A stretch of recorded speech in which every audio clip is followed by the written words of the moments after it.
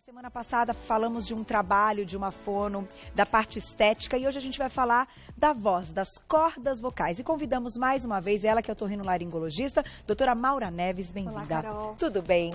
Tudo jóia. Prazer tê-la aqui mais uma vez. Muito obrigada. A gente está numa semana especial, né, que vem com, não vou dizer campanha, mas que traz aí uma atenção e um alerta maior para as pessoas terem mais cuidado com as cordas vocais. Isso, com né? a voz, exatamente. Porque quem nunca ficou rouco? Né? Quem nunca acordou depois de uma noite, ou que tenha falado mais alto, que tenha ido dormir mais tarde, ou que tenha excedido no álcool e no dia seguinte sentiu que a voz estava prejudicada? Meio fraquinha, né? Meio fraquinha. Por que será que tudo isso acontece? A gente vai descobrir mitos e verdades, mas antes, doutora, vamos começar mostrando. Então, a gente tem uma ilustração bem bonita, o pessoal visualizar as cordas vocais. Olha lá. E aí, o que a gente tá... Então, aí é uma foto, né, da traqueia, que é a nossa garganta, né? Esses anéis são a traqueia. E lá dentro a gente tem as cordas vocais, que são essas duas branquinhas. E conforme o ar vem debaixo do pulmão, ele mexe as cordas vocais e a gente vai saindo uma parte da voz, né? Então, a voz, ela não é dada só nas cordas vocais, a gente precisa de todo o trato vocal para ter o nosso timbre vocal. Tá. Que é tanto a garganta, né, o tórax, né, a garganta, a corda vocal e essa região aqui de cima, que é a boca, a língua, o nariz. Então, todo mundo fala assim, puxa, você tá com a voz anasalada, né? O nariz está entupindo, o timbre da voz muda num resfriado. Então, o timbre da nossa voz é dado por isso. Então, as duas cordas vocais, que são as branquinhas, que são músculos, tá? Funcionam como as cordas de um violão. Então, quando você estica mais, você faz i, é mais agudo. Quando você deixa ela mais frouxa, mais molinha, ela fala e. Então, funciona como a corda do violão. E, doutora, é genético, então, nascer com uma voz mais bonita? Enfim, a gente nota, às vezes, aquela criança, quem acompanhou aí a Globo, com o programa lá, as crianças cantando e tal, você olha e fala, meu, como assim? O que é isso, né? Que voz é essa, Que voz né? é essa? Então, assim, é uma carga genética aí?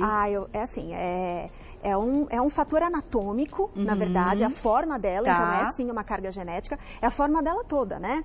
Então, desde da quantidade de ar que você consegue jogar na corda vocal e como você consegue trabalhar. Por isso que nós temos locutores que têm aquelas vozes famosas que nós conhecemos no Sim. rádio, na televisão, e cantores, sopranos, tenores, que são aqueles cantores que só soltam aquela voz, você fala, gente, que voz Como é assim? essa?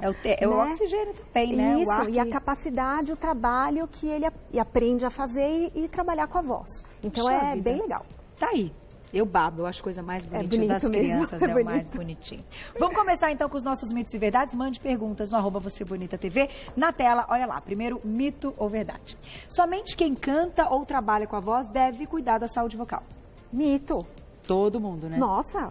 Não dá pra viver sem a voz, assim, Não. nesse sentido de estar prejudicando e todos os dias tá rouca ou todos os dias tá fazendo um esforço maior do que é o normal, né? Se você, assim, eu falo muito para os pacientes, falo assim, você trabalha com a voz? Não, doutora. Você faz o quê? Ah, eu trabalho numa empresa, não sei o quê. Tá bom, você tem reunião? Ah, tenho. Você conversa com seus colegas? Converso. Então, a voz é um instrumento de trabalho, Sim. ela é um instrumento de comunicação. Então, só quem trabalha com a voz é restringir bastante. A voz é um instrumento fundamental de comunicação. A gente usa o tempo todo e a gente tem que usar, tem que preservar. Tem que preservar. Né? Tem alguma dica, assim, já nesse primeiro momento que a gente pode dar que para você seria a mais importante para preservar a voz? A corda vocal é um músculo, tá? Então, quem faz corrida, treina para corrida. Certo. A gente não vai correr uma maratona sem treinar.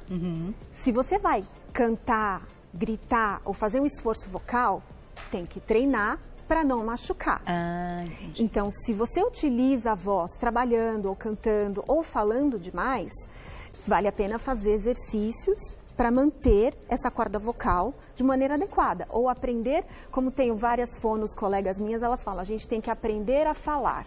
Colocar a força adequada na voz, colocar a força no diafragma. Então, elas falam e respirar adequadamente. Então, a dica é, não se esforce além do necessário. Do necessário. Não gaste Além do Além do necessário. Tá aí. Próximo mito ou verdade na tela. Postura corporal interfere na voz. Isso é mito ou é verdade? É verdade? É. Verdade? Total, né? Total. Nossa. Alguém já viu... todo mundo estava vendo o programa das crianças cantando, mas todo mundo já viu cantores. Ou quem fala. A Carol, quando apresenta o programa, ela tá falando ereta. Ela não tá curvada, dobrada, falando dobradinha. Então, sim, a postura, ela muda muito. Se a gente fala assim, se a gente fala assim, então sim, muda. Muda. Muito. Então, prestar atenção na postura. Na postura. E sabe que minha diretora perguntou, e principalmente nessa época do ano, é fato que no outono a gente tem uma tendência a ter uma rouquidão maior?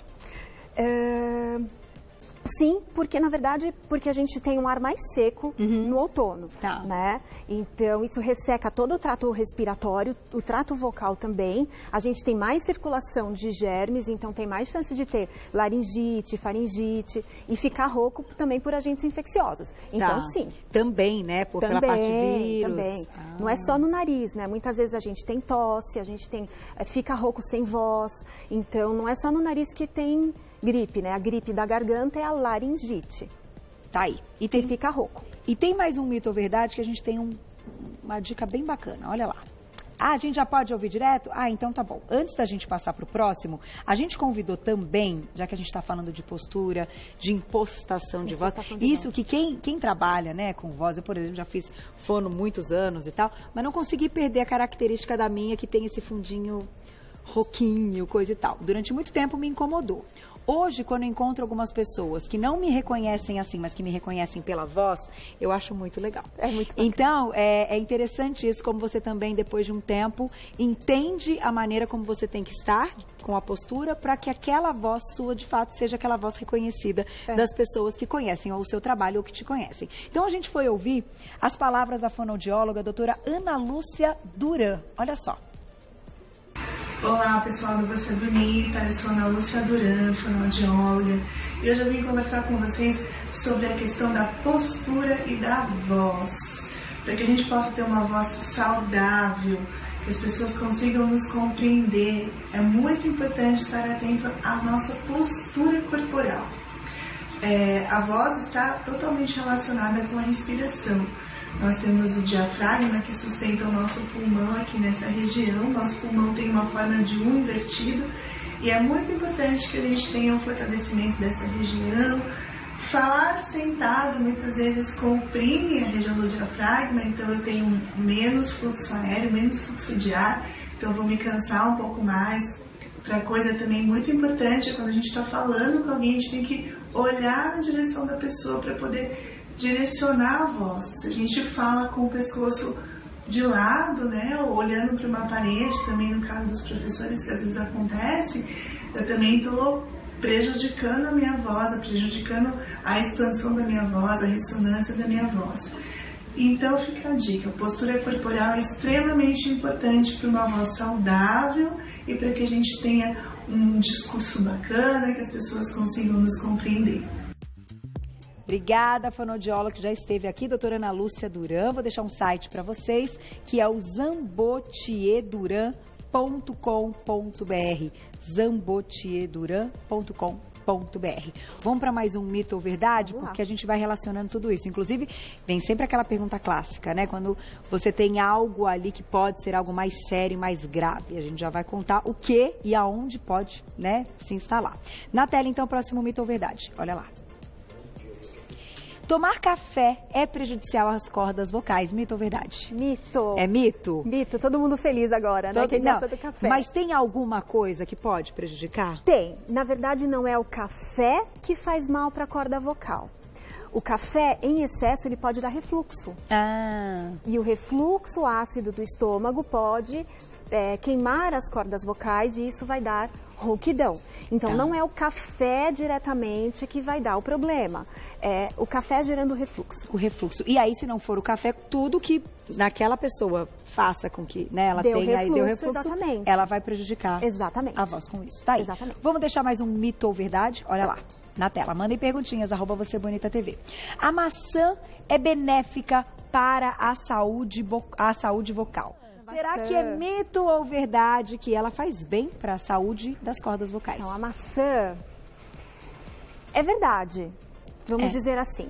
É muito da cultura popular, né? Então, quando vocês me mandaram essa pergunta e os pacientes fazem, eu sou uma pessoa que eu gosto muito de o que está comprovado na literatura médica. Então, perfeito. Eu fui olhar para ver se tinha algum trabalho científico dizendo que tinha.